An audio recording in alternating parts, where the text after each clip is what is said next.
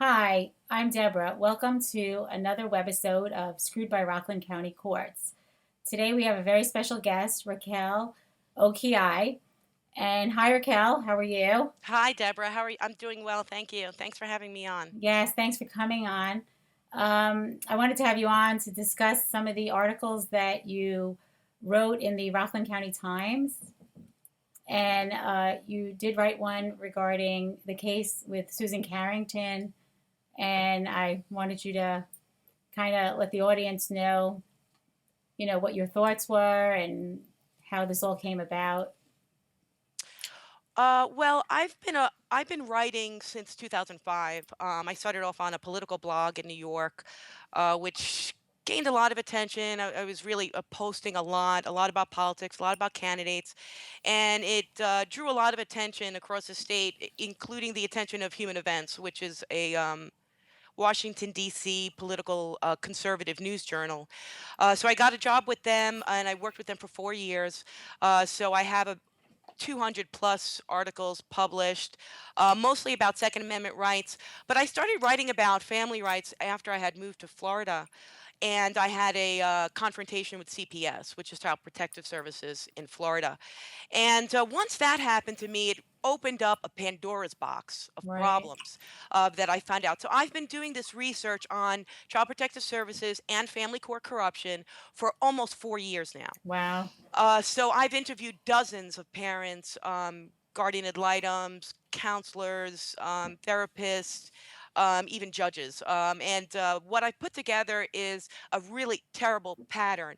And it's very important for the people to understand this because when you're not involved in it or you don't see it with your own eyes, it's very hard to believe that this is going on because it's a complete family court corruption, child protection services not protecting children, and it all kind of boils down to the money. So when you follow the money, it turns Exactly. out that all of these things are funded by the federal taxpayer. So what does that mean? Well, your state representatives will go to DC every year, and in order for them to collect more federal taxpayer dollars, in order to fund family court and child protective services, well, they have to have physical heads. So they have to have children. They have to have children involved. So what happens now is that the child really becomes a commodity. And I'm going to give you a quote from a former guardian ad litem in the state of Florida. She said, "Each child in the state of Florida has a bounty on their head." Ugh, This is a former guardian ad litem. horrible. Um, and when she said that, you're kind of like, what? What are you talking about? And sooner or later, you figure it out if you're doing the type of research that I'm doing and the type of research that you're doing, Deborah. Right. And what you figure out is that if they don't have children in the system, they can't collect those federal dollars. So they go back to DC every year looking to collect more money. They cannot do that without the children as the bounties, basically. So I think Susan Carrington's case in particular is a microcosm of what is going on in the entire country. And this case happens to do with family court in Rockland County in front of this judge that has Judge Warren has terrible reputation. So I've heard from parent after parent after parent how they go in front of Warren and they just don't have any rights. So there's no due process. So in other words, due process, the main two components of due process, Deborah, is notice and hearing. If you're not getting notice in a court of law and you're not getting a hearing before an impartial judge, you're not getting due process, okay? And your Exactly. constitutional rights are being violated. And this is exactly what's going on in family court. So, for instance, in Susan's case, she had her and her ex were in Maryland, two children. They got a divorce. He was abusive. She has that plainly to be seen. He had a pattern of abuse, physical, mental abuse, also a pattern of being a drug addict as well. Wow. Yes. Arrests and so on. It's not about he said, she said. It's about these are facts. She had gotten secured an order of protection from him out of Maryland because of the abuse, and they entered into a joint custody agreement basically. And that's where they were at. That was 4 years ago. Her Right. ex decides that, nah, Maryland courts, he can't. They're not really working with him, like he wants them to. So he goes to New York, where he's from, originally from Rockland County, where his dad has some power, sits on the board of directors of a bank. They have some money. They know the judges. They know the lawyers. So he decides to court shop. I think I Wow. called it in the article. He was Right. court shopping. So what he wanted to do was find a judge that would be favorable to his case, and that's exactly what he did. In it, and we talked about this last night, Deborah. The Yes. problem with ex parte communications, which means when the judge communicates with one side in a litigation without notifying or giving an opportunity to be heard to the other side. So Exactly. generally speaking, that is unlawful.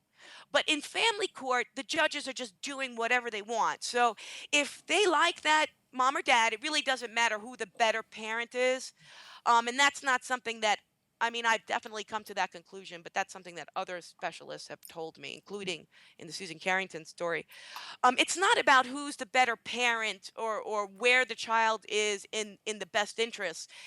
It's about the money, and it's about keeping these parents involved in the court.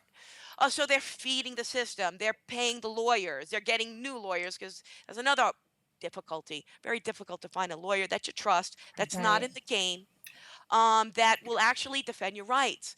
And unfortunately, in divorce court, the problem is that those divorce lawyers are literally, hound dogs. It's never about what's right or wrong. It's always about winning. And a court of equity, of course, you want to ferociously defend your client. I get that part, but we're talking about families here, No, I know. and So it's we're talking about horrible. kids, and we're talking about destroying people's lives, for a dollar. You all, it's terrible. So us parents, say, involved in divorces, you got to be really careful. You have to walk on eggshells. You have to be careful who you hire. You have to be careful who you trust. And it's a complete corrupt disaster. Her ex has an ex-party communication with Judge Warren, this terrible judge with a terrible reputation, who's now retired, by the way, which Right. I is heard good, that. but he's never been held accountable for all the bad he's done, which is a shame. So Susan, he files an order of protection against her. And in one hearing, the Judge Warren literally took away her parental rights without any notice, without any hearing, without a trial. And this is all unconstitutional, okay? Because we already know, the courts have already determined the unique um, specialness of a parent-child relationship, and the idea that the government has absolutely no right to be involved in your life, unless there's clear and convincing evidence to show that the parent is unfit. And that's Exactly. been decisions on and on. And I'm just going to just read one. This is from the U.S. Supreme Court in 1980.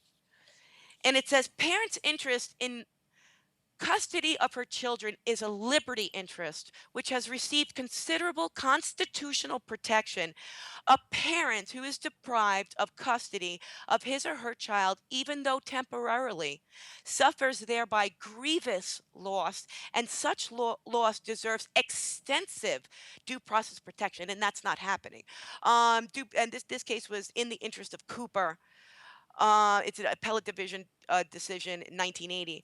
And just one other one I want to read because it kind of hits home Hmm. about how our laws say that parental rights are a liberty interest. They're ingrained in the Constitution. Pursuit of happiness, life and liberty, and pursuit of happiness. So just one other quick one I want to repeat. A parent's right to care and companionship of his or her children are so fundamental as to be guaranteed protection under the First, Ninth, and 14th Amendments of the Constitution. It's also been argued that the Fifth Amendment, the Second Amendment, the Fourth Amendment have all been violated by family court judges and law enforcement who kind of do what they say. So it's a kangaroo court basically at this point because they're not following the laws, they're not following the Constitution, Right. they're Exactly. not following the case law, they're not abiding by simple rules of criminal procedure, even though it's a civil court arena. We're talking about accusing parents of criminal behavior. For instance, you're an unfit parent. That's criminal behavior. If you are an abusive parent, you should be taken to criminal court, and you should also have all the rights that you're entitled to, and then let it be heard in front of a jury. That's the way the way our system works. But in family court, they get away with all of that because they say, well, it's a civil arena, so we're not really dealing with criminality. We don't really need the Fourth Amendment. Shh, Right. No, and, I and like, ha ha ha, I'm not a lawyer, but I know you're wrong because right. I can read. I can read the Constitution. I can understand and comprehend what it says. It's really clear and simple, and it doesn't require 17,000 pages. No, I know. I think that the judges, one of the problem with judges in the United States of America is they're not following the oath like they used to. So they're not taking an oath to the United States Constitution like every single politician does. Every single elected official takes an oath to the Constitution, but they don't read it. They certainly don't follow it. At least many don't. And Right. that's part of our problem. Because if they were following the Constitution, then we wouldn't have all these problems in family court, quite frankly. Right. And that's what I've also lived through because I'm living through a case that's going on almost 6 years now. So everything you're saying is factually happening. And And it's a it's pattern. So yes, it's a you, definite clear pattern. it's Susan, it's so many others across the country. Right. Like I said, it's like Susan is a microcosm of what's happening everywhere. And poor Susan Carrington, I love her dearly. She's such a nice lady and a good friend to me. Met her about a year ago. This story came out in April of last year, and I'm telling it pains me. I am in physical pain when I think about Susan Carrington and her Mhm. daughters who are missing out on her wonderful, sweet company. Right. And It's such a shame. The courts have also ruled on this post-divorce visitation rights, and it's also very clear that the parents have rights. One case I wanted to bring up was Wise v. Wise. That's a case that came out of the New York State Court of Appeals in 1981. And basically, what happened was that it was a couple. They were divorced in Westchester County. They had the children were given to the mom to reside. However, they still had joint custody. Wise, what happened was mom wanted to move to Las Vegas. She didn't have a job there. She didn't. I just want to start anew. And dad said, "Hold on a second. That takes my visitation away from my children. I Exactly. got a problem with that. It's a little far. You don't, it's not like she was getting remarried. It was not like she had a job offer she couldn't refuse. It was like, yeah, I feel like moving to Las Vegas, and the lower court said, go ahead, you can go do whatever you want, right? Forget about the dad. He doesn't have any rights. Who cares about him? But the appellate division reversed. I'm sorry, the appellate court reversed that. Then they tried to appeal it, and then it was affirmed. So in the end, Wise v. Wise decided that even when you have a divorced couple, and even when um, it's a joint custody or custodial, whether you're a non-custodial parent or a custodial parent, visitation is a joint right. Right, Okay, exactly. that's what the court said, a joint right. So, and the court goes on to say, while legal custody may be in one or both the parents, the fact that it is placed in one does not necessarily terminate the role of the other as a psychological guardian and preceptor. Because again, the parents, they have a legal right to raise their children as they see fit, as long as it's not. As long as you're not committing a crime in pursuit of that. So, the rights to marry, have children, and maintain relationships with children are fundamental rights protected by the 14th Amendment, and thus strict scrutiny is required of any statutes that directly and substantially impair those rights. Now, we have a case going on or being I had a guest on my radio show last Friday, the Muffet, Mr. and Mrs. Muffet. Mr. Muffet is civil rights attorney out of California, and he picked up Right. a case called Adkins v. Adkins, and they made an application to the court. They think they're going to be heard because the justices are already talking about the matter. And basically, this is also a divorce case, a custody issue in which mom proved that dad was an abuser. Mm, It's very I important. There's a thought lot about of people this. coming Yeah. forward with that. We have literal proof that dad or mom, just say, but in Atkins' case, it was dad, that it was physically, emotionally abusing the child, putting the child in harm's way. And the family court says, give the kid to the dad. Mom, you got to pay for visitation. You can only see your kid 1 hour a week. You got to pay $50. I Mm, mean, it gets outrageous. So now you're a mom. All you know is that you and your husband ex don't get along, and that's okay. That's life. It's not the end of the world. right. Divorce is not the. It doesn't have to be the end of the world. I was divorced when I was 25 years old. I'm in a second marriage right now, but my first marriage, went downhill. So what my and we had two beautiful boys. So what my ex and I decided to do was we hired one lawyer. We agreed on a settlement, and we agreed on very liberal visitation rights because we live close by, so it was definitely doable. And I needed his help. That's there. I never called myself a single mom. I called myself a divorced mother because my children always have their dad. Right. Never take that away from them. And you know what? I came to the conclusion a long time ago that my boys would can come to whatever determination they want. That's their dad, and that's going to be their decision. Right, but not every case works. It's great that it worked that way Yeah. for you, but it's not in every case. Now, I know that you worked on other cases around the country. We went over last night. You were bringing up different Neil Shelton and Neil others. Shelton was another family court case. He hasn't seen kids in 5 years. He did nothing wrong. You know what he did wrong?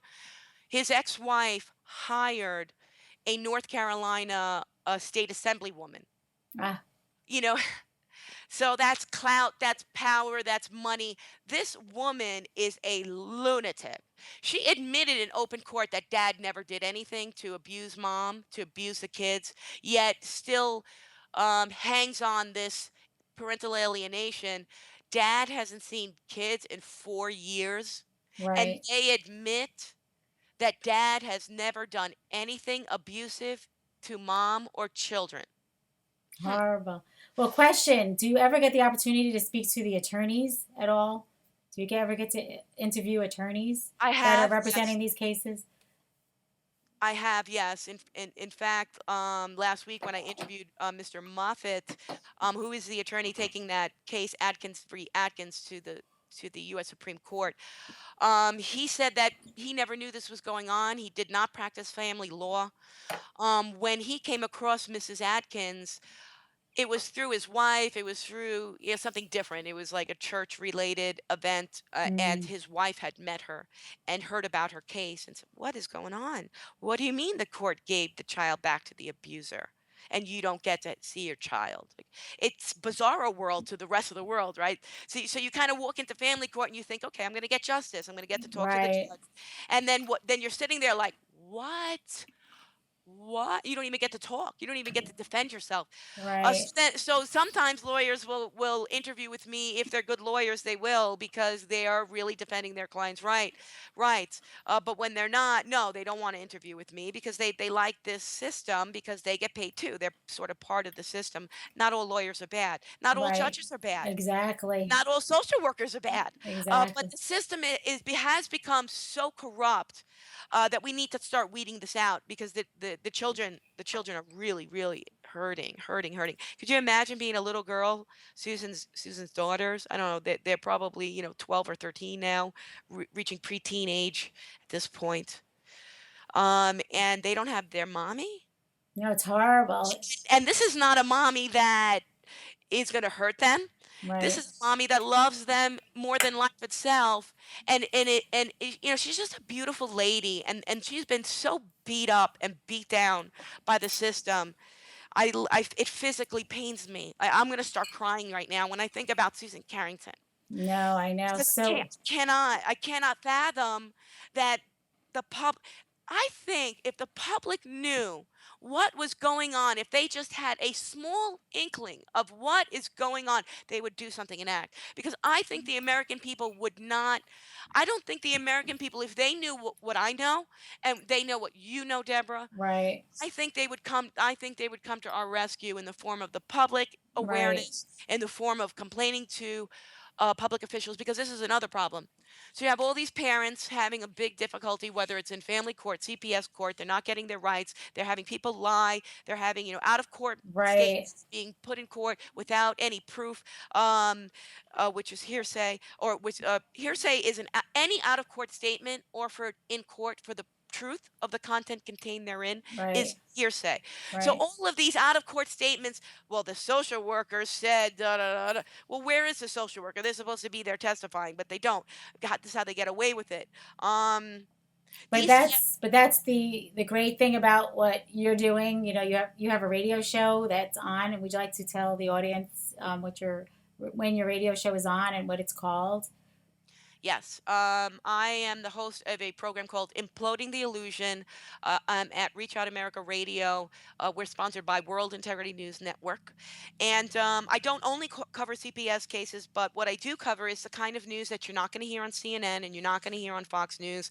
If you want to go listen to what you're being told, what the left says or what the right says, or what the talking points are, go watch them. Don't watch me. Right, Because you're not going to get the news the mainstream media is spewing out there, which is not always honest. right, What you're going to get on Imploding the Illusion is the truth, because we produce news with integrity. That's my one. I have two rules: no cursing, and produce rules with integrity. right, Produce news with integrity, and I'm good. And I've been doing right. it for 6 months, so far so good. Right. No, that's great because think about it. Without people like yourself and all the others that are coming forward and giving these people a voice, they then have no chance to get their stories out there.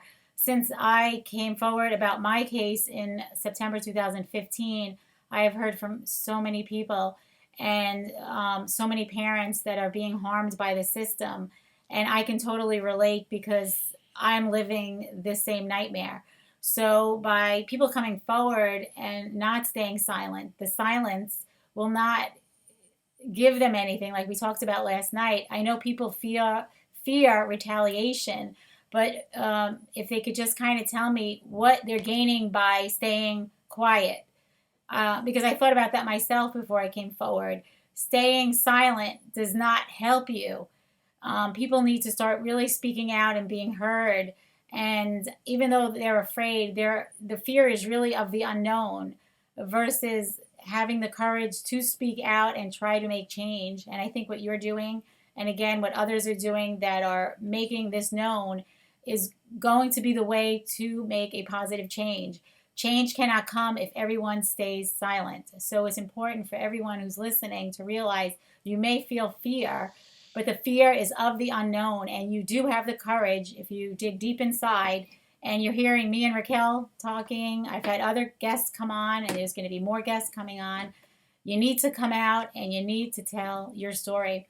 So we need to kind of end Yeah, now, okay, I just wanted to say the media is your friend. right? The more public you are, the more you will be protected.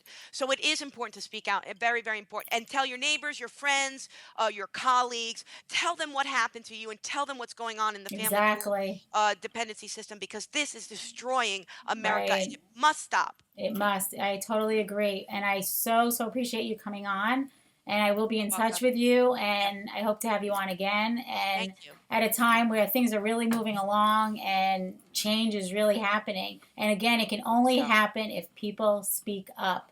So absolutely. again, I truly thank you. And I You're will talk welcome. to you soon. Thank you, Deb. I really Okay, yes. appreciate the Okay. opportunity. Have a Have a nice great day. day. Bye, Yeah, sweetie. you too. Bye. Bye. Please follow me on Facebook, Screwed by Rockland Courts. Subscribe to my Screwed by Rockland Courts YouTube channel. Twitter at Screw Rock Law, and on my website, screwedbyrocklandcourts.com. If you would like to email me, I can also be reached at screwedbyrocklandcourts@gmail.com.